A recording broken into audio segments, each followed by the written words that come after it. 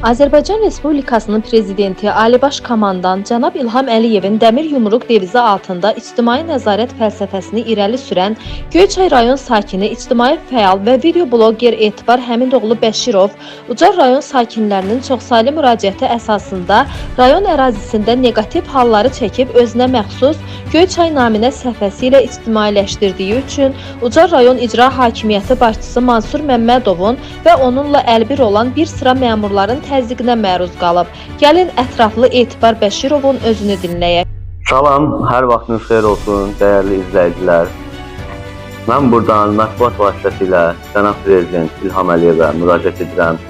Cənab prezident, mənim müraciətim bundan ibarətdir ki, mən sizin yerlərdə ictimai nəzarəti gücləndirin çağırışınıza qoşularaq regionda, yəni Göyçay, Ucar, Ağdaş bir neçə rayonda ictimai nəzarət fəlsəfəsini irəli sürür.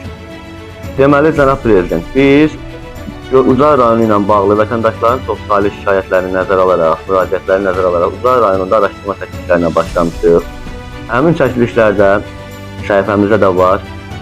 Görünür kimi Ucar rayonu çox bərbad vəziyyətdə idi. Birinci ilə başlasaq, Göyçay istiqamətindən Ucara gedəndə Ulu Öndərin adına olan mərkəzdən.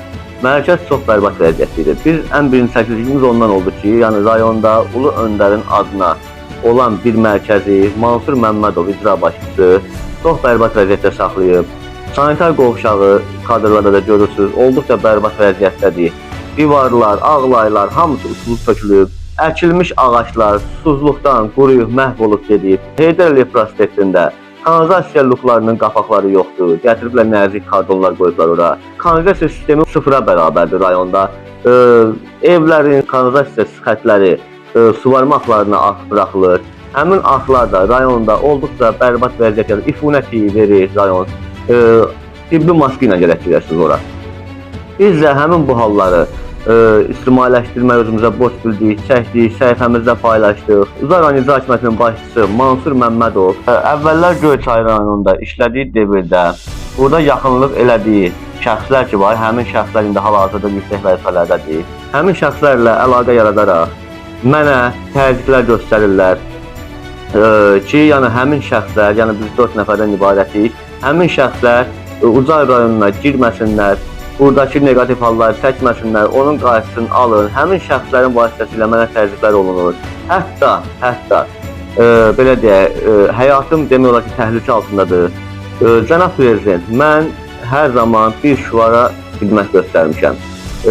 Ölkə rəhbəri dəmir yumruq devizi altında ictimai nəzarət fəlsəfəsini irəli sürürəm. Bu şüar altında fəaliyyət göstərirəm. Bunlar isə Mansur Məmmədov, Ucar rayon icra hakimiyyətinin başçısı. Həmin bu şüara qarşı çıxaraq bizim Ucar rayonunda yaranmış neqativ halları çəkib ictimailəşdirməyimizi, vətəndaşların çoxsaylı müraciətlərini gedib çəkməyi qarşı çıxırlar, təzyiqlər göstərirlər.